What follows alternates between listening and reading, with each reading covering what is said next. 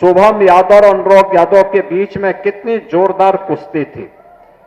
यानी इस भीषण शीतलहरी में कुश्ती वहां हो रही थी और पसीना रवि किशन को यहां मंच पे हो रहा था।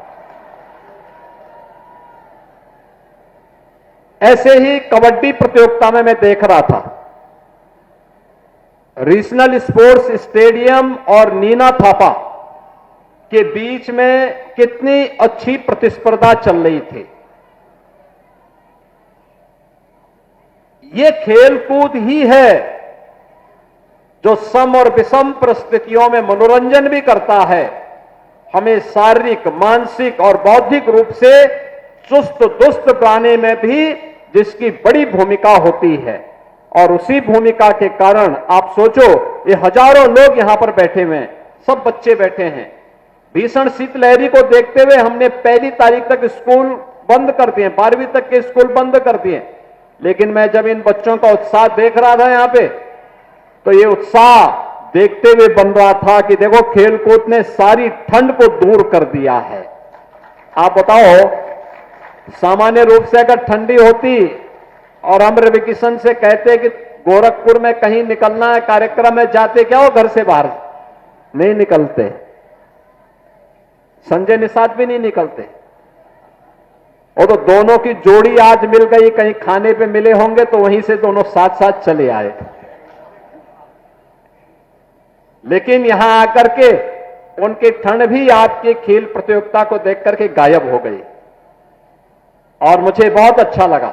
लेकिन अगली बार से ये प्रतियोगिता पहले नगरीय क्षेत्र में हम 2 स्तर पर करेंगे, स्कूल स्तर पर भी और वार्ड स्तर पर भी। स्कूली बच्चों के लिए, चाहे वह बेसिक के हों, माध्यमिक के हों या उच्च शिक्षा के या विश्वविद्यालय के, इनकी 3 चरणों में 3 प्रकार की प्रतियोगिताएं, बालक और बालिकाओं में अलग अलग खेल की प्रतियोगिताओं को तो हम संपन्न करेंगे ही, संपन्न करने के साथ वार्ड स्तर पर भी कामकाजी लोगों के लिए और जो अवकाश प्राप्त हो चुके हैं उनके लिए भी कुछ खेल की प्रतियोगिताओं को हम आयोजित करेंगे। पहले वार्ड स्तर पर, फिर महानगर के 4 से 6 अलग अलग छोटे छोटे नगर बना करके उस स्तर पर, और फिर महानगर स्तर पर इस पूरी प्रतियोगिता को हम आयोजित करेंगे। और उन सभी प्रतिभागी खिलाड़ियों को और पुरस्कार प्राप्त करने वाले खिलाड़ियों को फिर बड़े समारोह में उन्हें सम्मानित करने का काम भी किया जाएगा।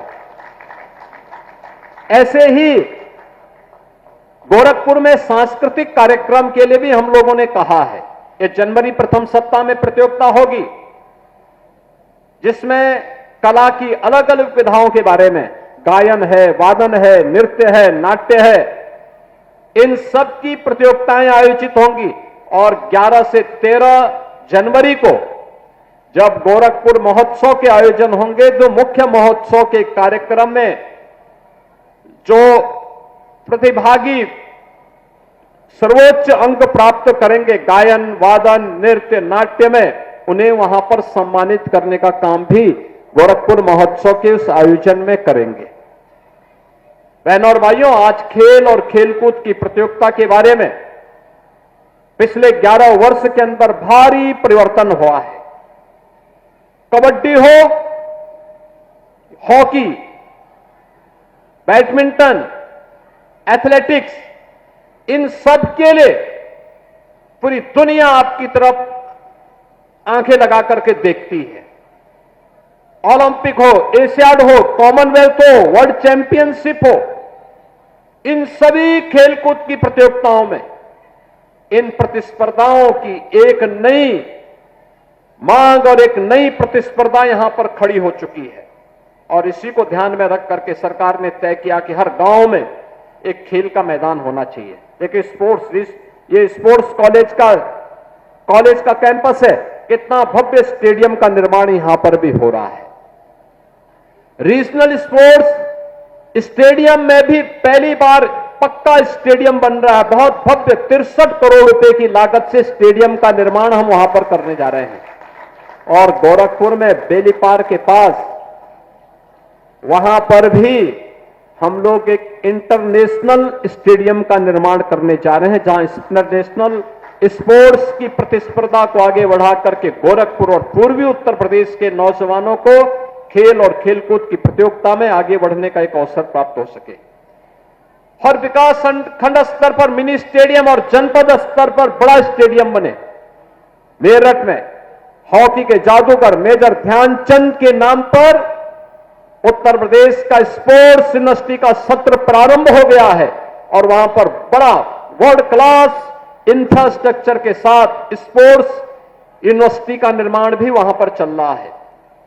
हर कमिश्नरी स्तर पर स्पोर्ट्स कॉलेज बने, यह भी तैयारी है।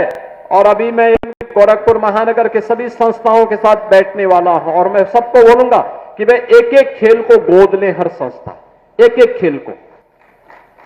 कुछ सहयोग वो करे, कुछ सरकार करेगी। वहां पर अच्छे कोचेज रखे जाएंगे, बच्चों को खेल के लिए एक प्लेटफॉर्म प्राप्त होगा, आगे बढ़ेंगे। और जब हमारा युवा खेलेगा तभी देश खिलेगा और विकसित भारत की परिकल्पना को साकार करने का रास्ता यहीं से प्रारंभ होगा। क्योंकि जीवन के जितने भी सफलताओं का मार्ग है वह स्वस्थ शरीर से ही संभव हो सकता है और स्वस्थ शरीर खेलकूद और यौगिक क्रियाओं के माध्यम से ही प्राप्त होगा। मुझे बहुत अच्छा लगा आज ये कार्यक्रम यहां पर इतनी भव्यता के साथ, इतनी भीषण शीतलहरी के बावजूद भी यहां पर हो रहा है। मैं इस अवसर पर एक बार फिर से प्रतिभागी सभी खिलाड़ियों को हृदय से बधाई देता हूं। यहां पर आयोजन से जुड़े हुए जो भी हमारे जिला प्रशासन और अन्य खेल विभाग से जुड़े हुए सभी अधिकारी कर्मचारियों को मैं हृदय से धन्यवाद देता हूं। प्रतिभागी खिलाड़ियों का अभिनंदन करता हूं। जिन्होंने स्थान बनाया है उनको बधाई और जिन्होंने प्रतिस्पर्धा में भाग लिया है उन सबके प्रति मेरी मंगलमय शुभकामनाएं हैं। धन्यवाद। जय हिंद।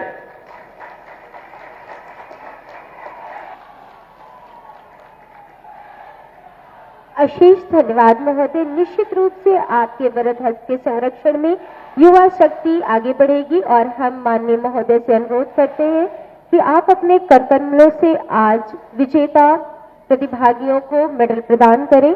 इस हेतु सर्वप्रथम आमंत्रित करेंगे उप विजेता कुश्ती सीनियर 74 किलोग्राम में अनुराग यादव को।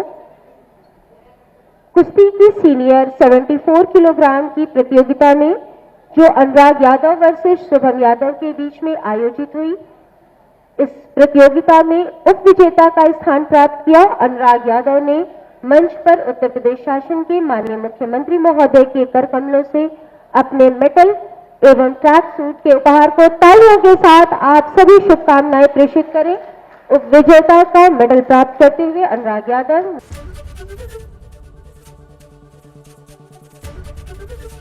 एबीपी गंगा, खबर आपकी, जुबान आपकी।